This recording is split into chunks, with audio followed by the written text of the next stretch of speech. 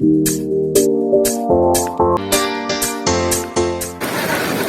Allah, sangat mengerikan sekali. Rumah ini dikepung oleh banjir, namun pemiliknya biasa-biasa saja, aman-aman saja.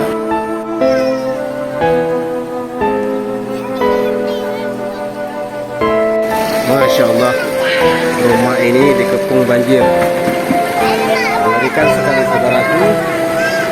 Rumah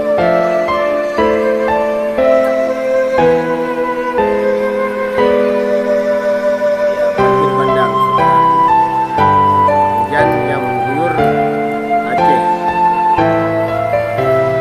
Inilah hasilnya banjir.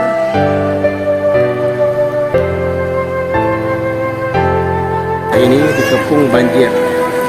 Kiri kanan banjir bandang yang datang dari Gunung Hudung dan Gunung Salak. Rumah ini dikepung banjir. Rumah yang dibikin di tengah-tengah sungai.